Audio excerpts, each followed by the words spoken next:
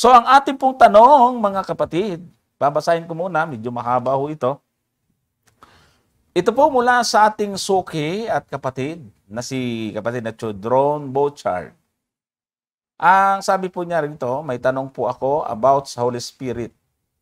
Di po ba Holy Spirit ay pinaniwalaan natin na hininga ng Diyos, blown to Adam ng magkatawang tao? Tinawag itong ruach, hakodis sa Hebrew, kung ating pagagaanin, holy breath, dahil mula sa Diyos. Now, punta po tayo sa evil spirit. Number 1, bakit natin sinasabi na bad spirit kung ang paniniwala natin ng spirit ay hininga ng Diyos? Number 2, pwede ba natin tawaging bad breath? Evil spirit dahil nga po yung spirit is hininga. Sa Hebrew, ang ruach ay blown, inihangin, inihinga. Tapos number 3, mali po bang gamitin ang pinasukan ng masamang espiritu? O yan, yung rubis in Hebrew, ayon sa Akkadian text. Dahil kung ating auriin, ang espiritu ay hininga, hangin. Number 4, kailan naging evil ang hangin at hininga? Breath in English. Okay, so yan po mga kapatid, ang ating pong pag-aaralan ngayon. At kung titingnan natin yung unang tanong niya rito, na sabi niya, di po ba Holy Spirit ay pininiwalaan natin na hininga ng Diyos, blown to Adam ng magkatawang tao? Tinawag itong ruach sa Hebrew, kung ating pag-aanin, holy breath. Yan daw yung ruach hakodesh, dahil mula sa Diyos. So, kapatid na Chodron, sa mga maganda ho itong tanong na ito ay at dahil sa kung titingnan po natin, mga kapatid, ang tanong na ito ay meron pong magandang maiano sa atin. Meron magandang ika nga ay may bibigay sa atin na impormasyon, Brother Gomer, sapagkat minsan ang naririnig ninyo sa amin, maraming bisis na meron tayong pagpapaliwanag na magkapariho ang Hebrew word, pero nagkakaiba siya sa kahulugan, depende sa sumulat. Kung inyo mapapansin, doon sa aking tinuro sa biblical interpretation, na mayroong parihong Greek word, parihong Hebrew word, pero iba ang focus ng author. So, dito ay makikita ho natin mula sa Hebrew, sa Greek, yung Holy Spirit at saka yung hininga, pariho ang term, pero papakita ho namin sa inyo na hindi naman lahat nagkakapariho, pero maraming po talaga nagkakapariho. Pero iba ang, iba po ang nilalaman o konteksto ng sinasabi po natin. Una, bago ko ibigay kay Brother Gomer, ay bibigyan natin ng pagkakaiba, mga kapatid at mga taga-subaybay, yung Holy Spirit at saka yung hininga. Magkaiba ho yan, mga kapatid. Bagaman magkapareho ang Hebrew word niyan, pero magkaiba po yan. Unang, ibibigay ko pong talata ay yung nasa Ecclesiastes 3:19. Ayan, sabi po dito sa Ecclesiastes 3:19, sapagkat ang nangyayari sa mga anak ng mga tao ay nangyayari sa mga hayop. Sa makatuwid bagay, isang bagay ang nangyayari sa kanila. Kung paanong namamatay ang hayop, gayon namamatay ang tao. Oo, silang lahat ay may isang hininga. Yung Hebrew po niyan ay ruach. No? Yung hininga ng tao at hininga ng hayop ay isang hininga. At ang tao ay wala ng karangalang higit sa hayop, sapagkat lahat ay walang kabuluhan. Kung ang pag-uusapan, mga kapatid, kung ang pag-uusapan ho ay hininga, ay pariho lang po, magiging walang kwenta na ang tao pag wala ng hininga, at ganun din yung hayop. So, makikita ho natin dito, mga ganigilang mga taga-subaybay, na ang Hebrew word ho nito ay ruach. Itong Ecclesiastes 3:19, ayon po sa Hebrew lexicon, ay ito po ay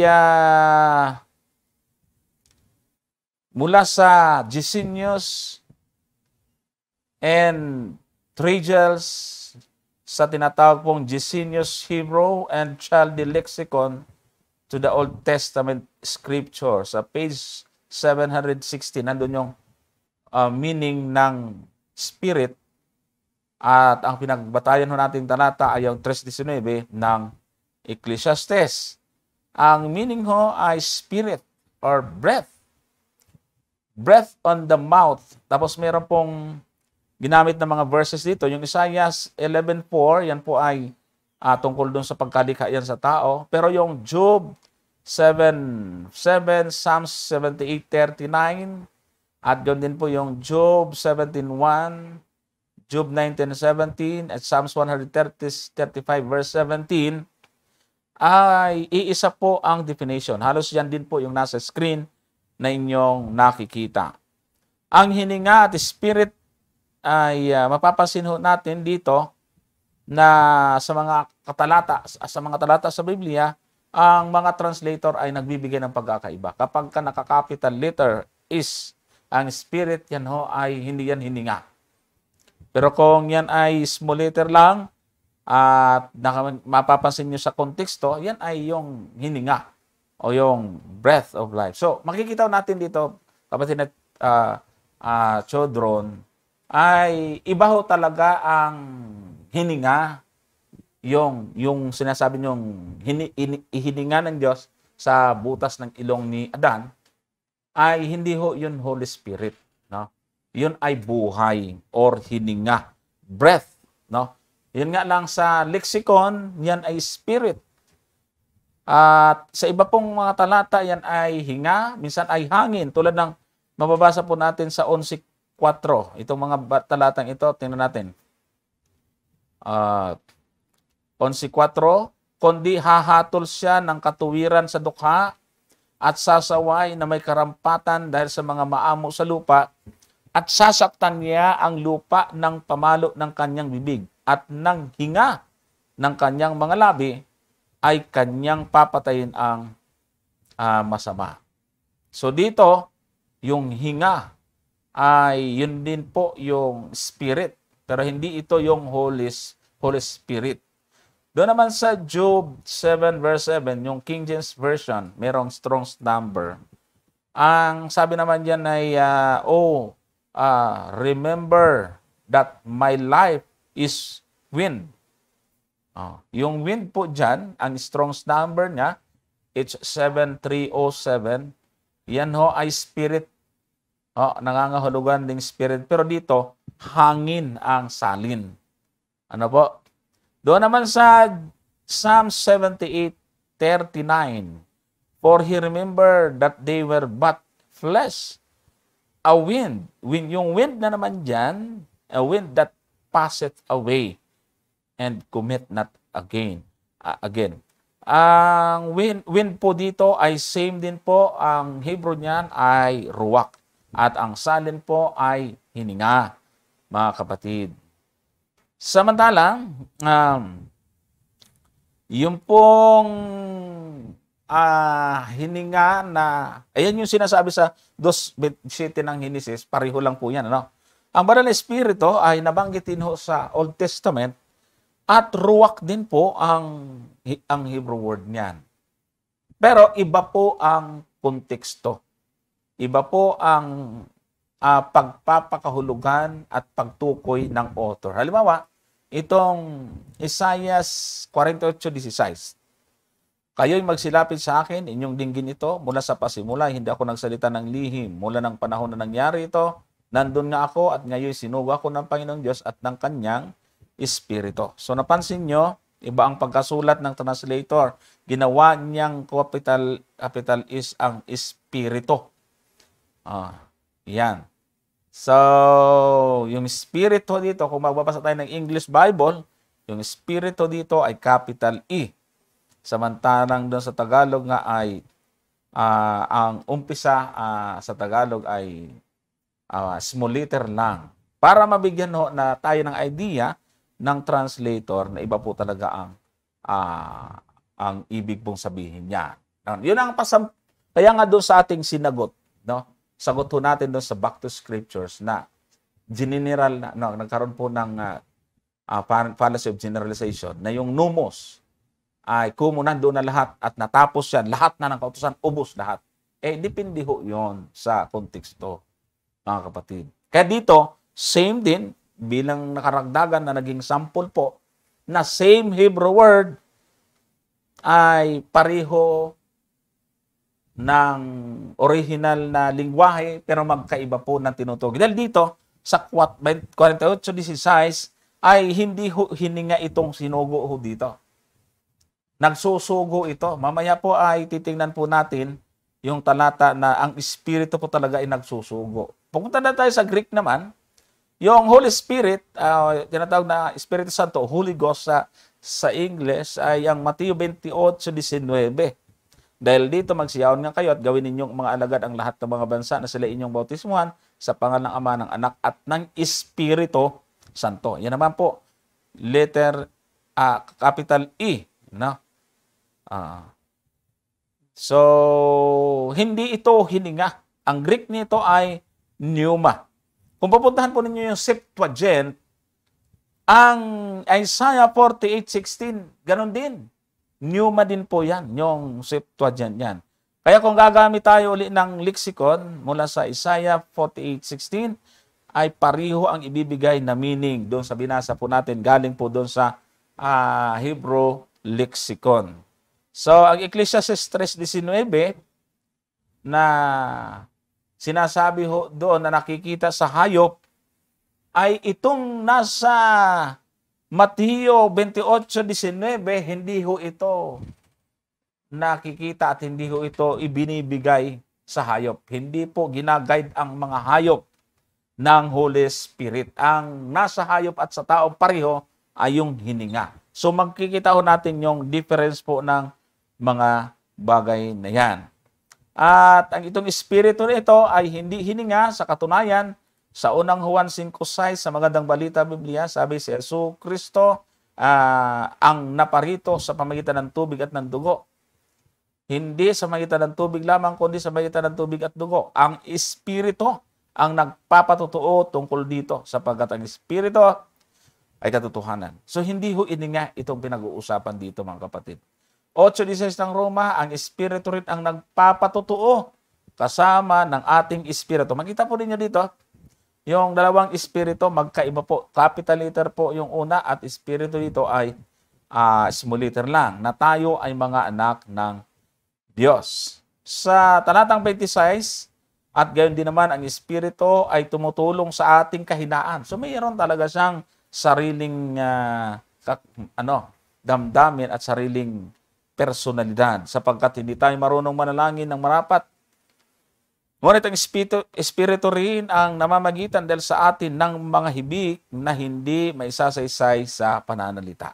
Si Brother Gumer. Iyan. Maraming salamat, Brother Johnson. Lahat halos ay nadaanan mo na dun sa iyong binanggit, Brother Johnson, ano? Pero kung titingnan natin talaga yung Genesis 2:7, yung Hebrew word na ginamit doon, Brother Johnson, sa breath of life ay hindi talaga siya ruwak. Ang ginamit doon, mga kapatid, ay nishama, no? Nishama. At nung pumasok yung nishama, yun nga, tinawag siyang nepes or living soul.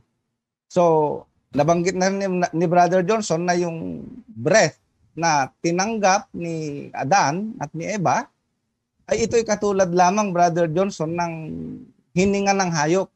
Walang pagkakaiba po yan, mga kapatid, no?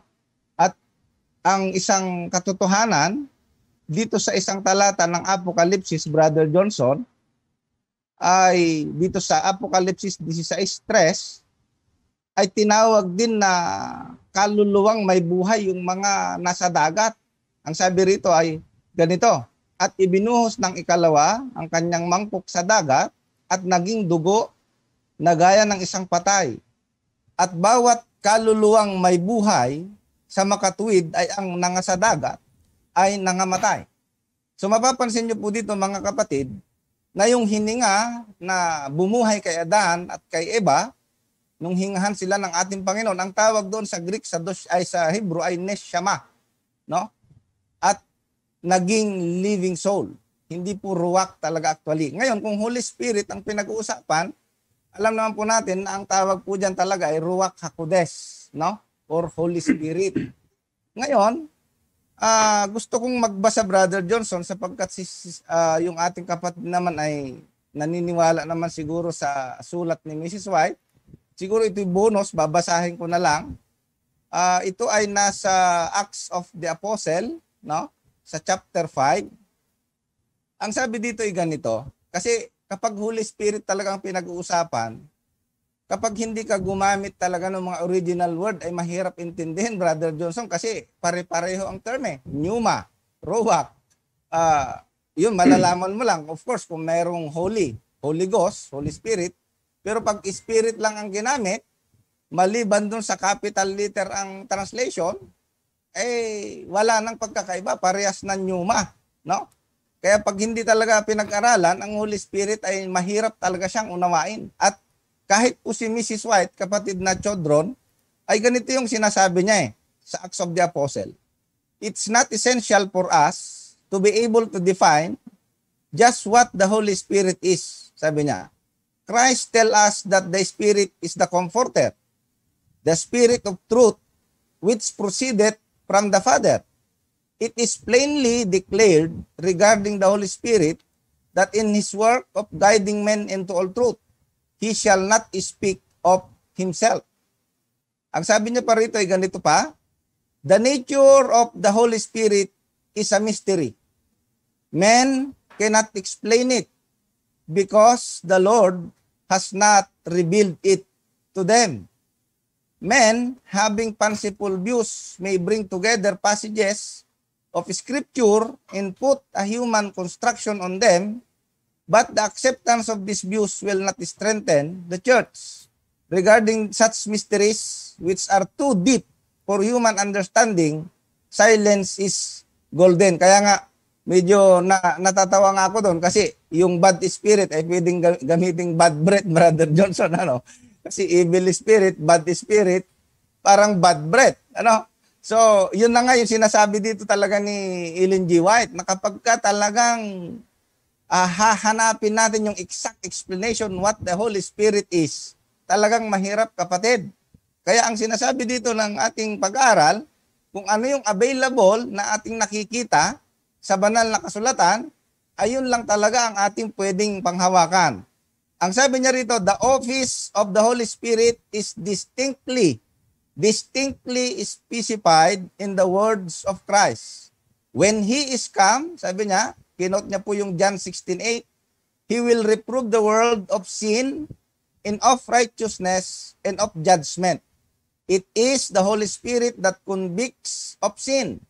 If the sinner responds to the quickening influence of the Spirit, he will be brought to repentance and arouse to the importance of obeying the divine requirements. At nais kong idagdag dito, Brother Johnson, yung pagkakaiba ni Adan, no? Kasi si Adan, ang tawag ng Bible is nephesh or living soul, no?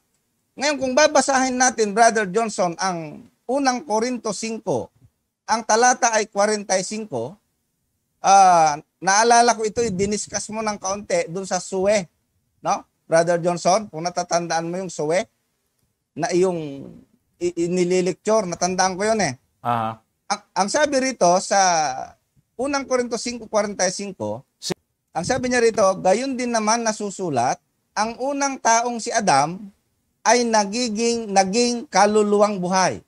Napansin niyo po yon? So yun po yung kinote sa Genesis na nung hiningaan ng nishama, yung breath of life, ay naging nephesh or living soul si Adam. Pero si Jesus Christ, ang sabi niya, iba.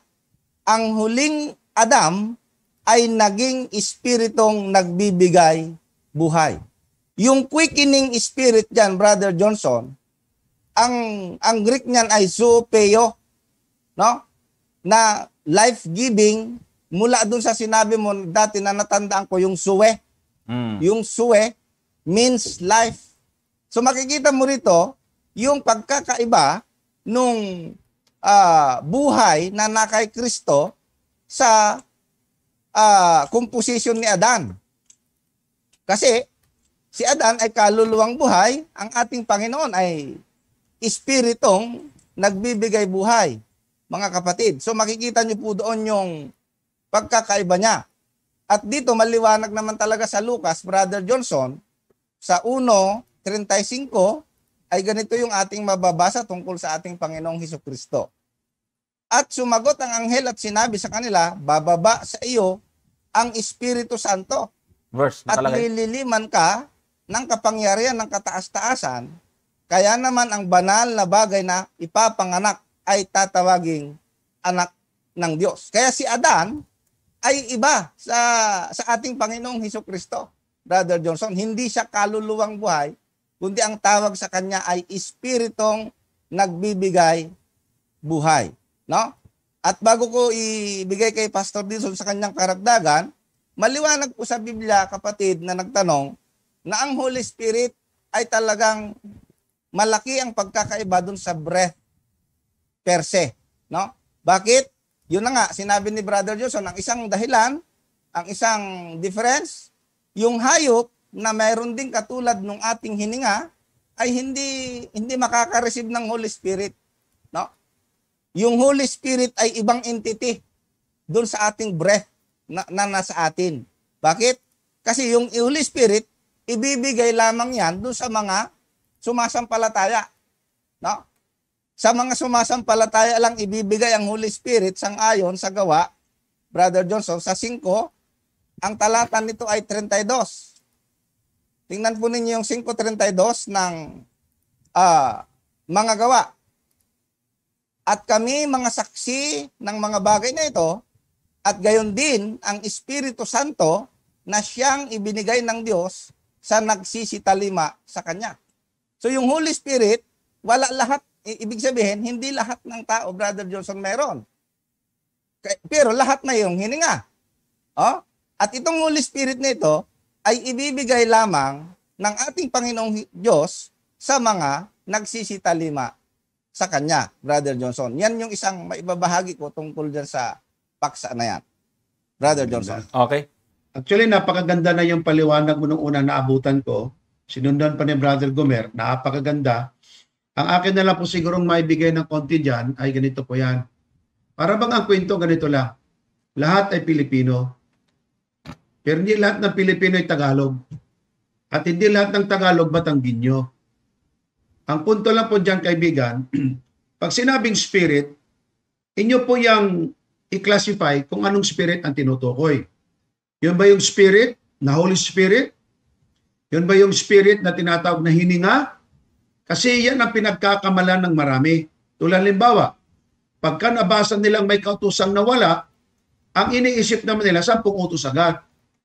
Pag sinasabing may sabat na pinaglikat, ang intindi nila, sabat ni 7 araw, samantala maraming klaseng sabat at kautusang binabanggit ng Biblia. Tulad ng ang isda sa dagat, hindi lahat dilis, hindi lahat po mga kaibigan, butete, maraming klaseng isda. Kaya inyo pong i-classify. Yung bang spirit na hininga ng Diyos na ibinigay doon sa kanyang unang nilalang, ayon ba'y Holy Spirit? Binanggit kanina, hininga ng buhay. Now, iba naman yung Holy Spirit na darating, iba naman kategorya ang tinutukoy doon. Para wag po kayong malito, inyo pong titinan, ano ba itong Spirit na Holy Spirit? At ano po ba itong Spirit na tinutukoy na hininga ng buhay? Magkapareho lang po ba ito? So, ang sagot po, magkaiba. Isa pa, halimbawa ng salitang Diyos, capital D-I-O-S, Diyos, Diyos ng langit yon. Pagka small letter D, same spelling, pero iba ang meaning. Ang Spirit na capital S, binanggit ni Brother Johnson yan, tumutukoy sa Holy Spirit.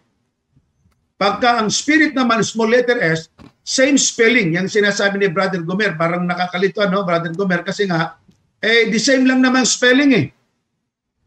The same lang din ang pag-pronounce, kumbaga. Pero, sa mga salitang ganon, kung iyo po yung titingnan, may ibang kahulugan, hindi lang po isang kahulugan. Kaya, sabi mo, pwede bang tawagin natin Holy Spirit na ganito din, ang Spirit ay ganito, yung Spirit ay bad, kaya bad breath, bad na hininga, kasi kung ang hininga ay ibig sabihin Spirit, so doon na po, nagkahalo-halo ng lahat. Dapat po isi-segregate mo isa-isa kung ano ang tinutukoy. So, halimbawa, kunti lang po, pag sinabi nating law or nomos, tumutukoy po yan sa kabuuan kapatid na sinasabi ng ceremonial law, civil law, mosaic law na tinatawag, at saka yung moral law, at iba pa. Under moral law, maraming magkasunod-sunod. Under mosaic law, yung tinawag ceremonial law, marami din magkasunod-sunod. Under pa sa civil law, marami po magkasunod-sunod. Pero under lang po yung tawag na tinawag na nomos. Kaya nga, dapat alam mo ang pag-identify na mga yan, kasi kung hindi, madamay mo ang iba na hindi naman po yun ang pakahulugan. Yun lang po ang aking kunting karagdagan, Brother Johnson, sapagkat napaganda na po yung pag-explain ninyo dyan. Thank you, Evangelist Dison. At yung kanyang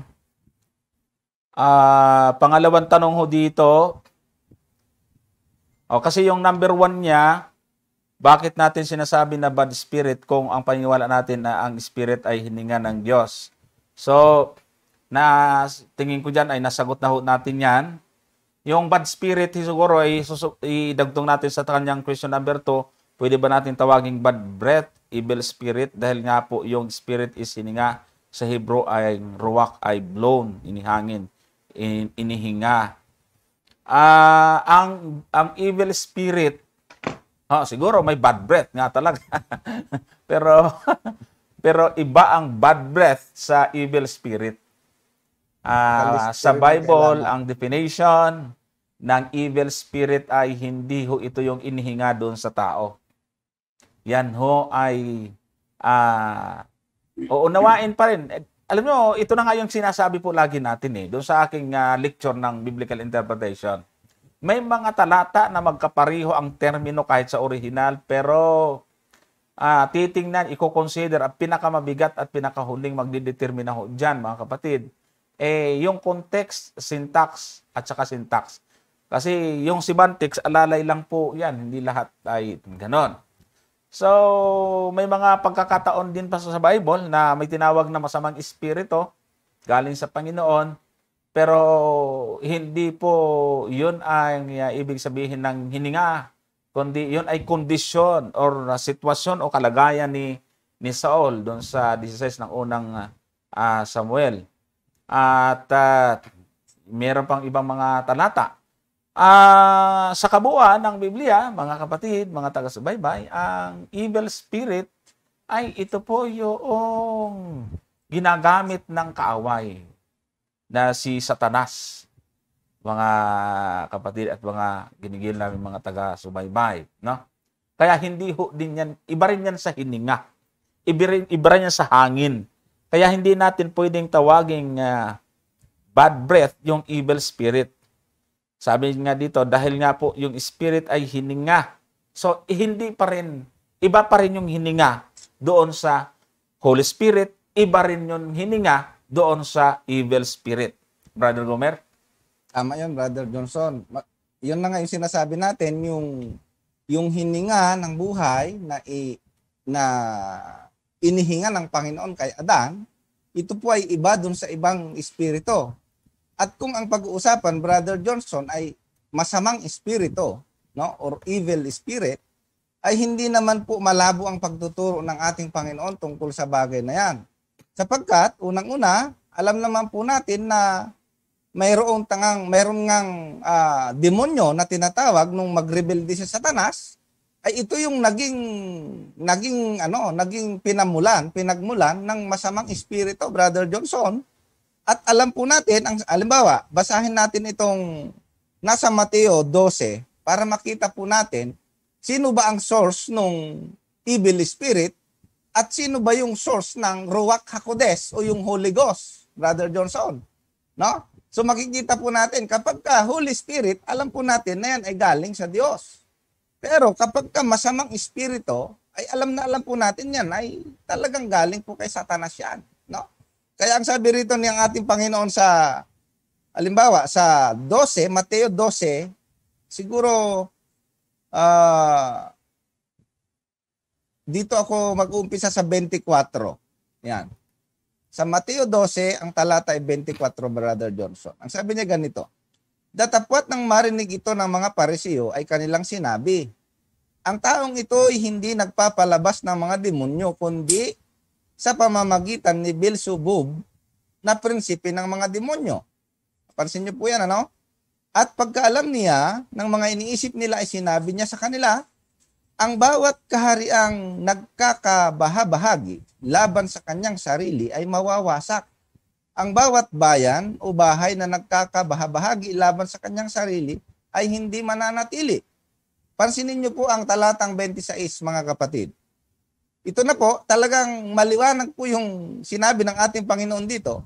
At kung pinapalabas ni Satanas, si Satanas, siya ay nababahagi laban sa kanyang sarili. Paano ngang mananatili ang kanyang kaharian? So dito maliwanag, Brother Johnson, na yung sumasapi dun sa mga inaalihan ng demonyo ay nakakonekta sa espiritu ni Satanas. Kaya ang sabi ng ating Panginoon dito, kung pinapalabas ni Satanas, si Satanas, kasi nga pinagbibintangan ng ating Panginoon dito, Brother Johnson, na nung siya ay nagpapalabas ng masamang espiritu doon sa mga tao, ay ang sabi ng mga tao, ito ay nagpapalabas ng masamang espiritu sa pamamagitan din daw ng masamang espiritu o Beelzebub na prinsipe ng mga demonyo. Kaya ang sabi ng ating Panginoon, aba ay kung si Satanas, pinapalabas niya rin si Satanas, sabi niya, ay papaanong mananatili ang kanyang kaharian? O, ang sabi niya rito, sa talatang 27, at kung sa pamamagitan ni Beelzebub ay nagpapalabas ako ng mga demonyo, ang inyong mga anak sa kaninong pamamagitan sila ay pinalalabas. Kaya nga, sila ang inyong magiging mga hukom. Kaya sa 28, ngunit kung sa pamamagitan ng Espiritu ng Diyos, nakita niyo po ito, mga kapatid. So, iba yung Espiritu ng Diyos sa Espiritu ng demonyo. Pero kapag binasa mo nga, parehong Espiritu. Hindi ba?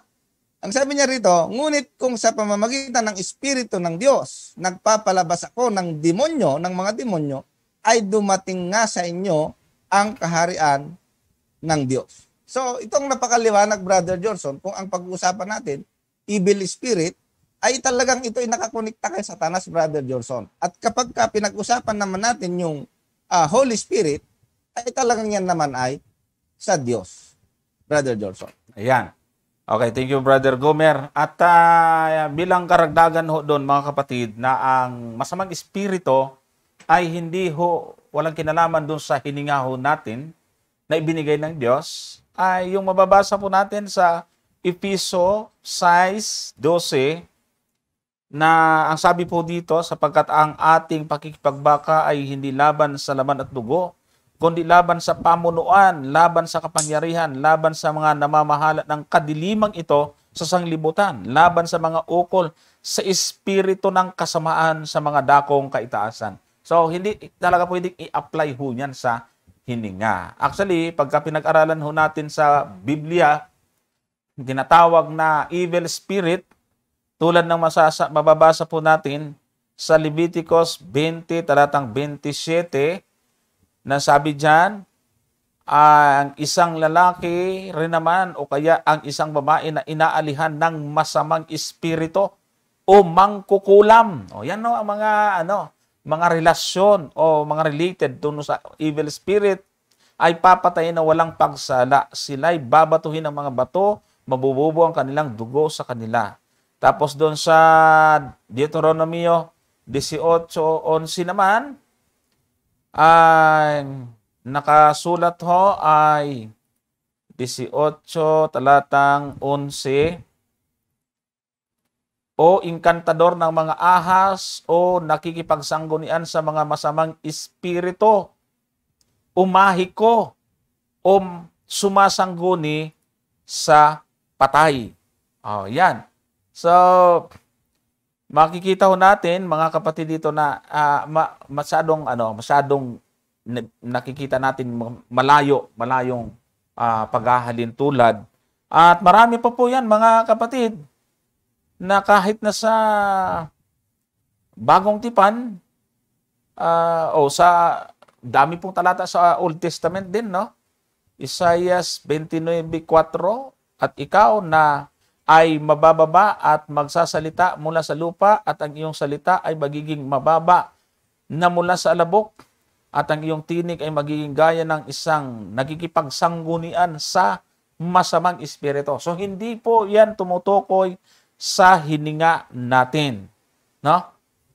At sa Mateo, ang evil spirit dito sa 12:45, kung magkagaya yumaon siya at nagsasama ng 7 pang espiritu. Ito yung pumoposeso doon sa tao. So yung tao, humihinga na yon. Pero madidevil possess siya. Yung masamang espiritu, galing po ito sa kaaway. Tapos lalong masasama kaysa kanya, at sila magsisipasok at nagsisitahan doon, at nagiging lalo pang masama ang huling kalagayan ng taong yaon kaysa una. Gayon din mangyayari sa masamang lahing ito. So yung evil spirit, mga kapatid, ginagamit ho yan ng kaaway, ginagamit ni Satanas, at pag yan ho ay, pagka tayo ay wala tayong Holy Spirit, ay pwedeng pasukan ng masamang espiritu ang tao. At hindi lang po lahat ng nadidevil possess or inuudyo ka ng masamang espiritu ay itong yung naglulupasay at nawawala sa sarili. Ang evil spirit ay nag-uudyok yan sa tao para gumawa ng masama. Samantalang ang Holy Spirit naman, kinukumbinsi naman tayo na huwag gumawa ng masama. Yan yung gawain ng Holy Spirit. So dalawang espiritu ang naglalaban ngayon. Hindi po hininga yan, kapatid na children. Yan ay espiritu na bahagi ng kadyusan, yung katlong persona. At the same time, yung kalaban ay yung espiritu ng demonyo o ng kaaway na pinag-aagawan ang tao. Gusto ni Satanas, gumawa tayo, inuudyo ka ng evil spirit ang tao na gumawa ng masama. Ito yung mga taong hindi na nakukonsensya na gumawa ng kasamaan, paulit-ulit, at wala ng konsensya. Yan po yung mga sinasakyan na po ng masamang espiritu. So, hindi po yun bad breath, yung tinatawag na evil spirit, mga kapatid. At tulad nga po ng sinasabi rito, sa pagyayari sa panahon ng mga alagad sa Aklat ng Gawa, 19:15, na may binanggit ho dyan na ganito, 19, at ang talata po ay 15, at sumagot ang masamang espiritu at sa kanya'y sinabi, nakikilala ko si Jesus at nakikilala ko si Pablo, datapat sino-sino kayo. Kita mo walang hininga, walang breath na nagkakagawa ng ganyan, mga kapatid. Ito talaga ay espiritu mula sa kasamaan. At ang espiritu ay, ang ginagamit din po ito sa isang tao, yung evil spirit, na nagdadala ng maling mga aral. Katulad po ng mababasa natin sa unang Juan, ito pa ay nasa sa 4, talatang 1, sabi rito, mga minamahal, huwag kayong magsipanawala sa bawat espiritu, kundi inyong subukin ang mga espiritu kung sila'y sa Diyos, sapagkat maraming nagsisilitaw ng mga bulaang propeta sa limutan. Dito naman, yung espiritu naman na binabanggit dito, or masamang espiritu, o pinapasubok, ito ay kumutukoy naman ito sa mga ngaral o tao.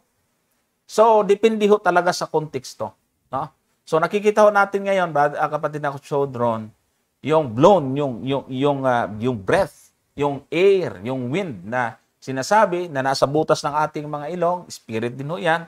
Pero hindi ho ito, magkaiba po sila ng espiritu na sinasabi rito. Excuse me, mga kapatid. Na-aching po. So dito ay makikita natin na itong masamang espiritu naman ay tao. So may hininga na yung tao, pwede siyang gamitin ng kaaway.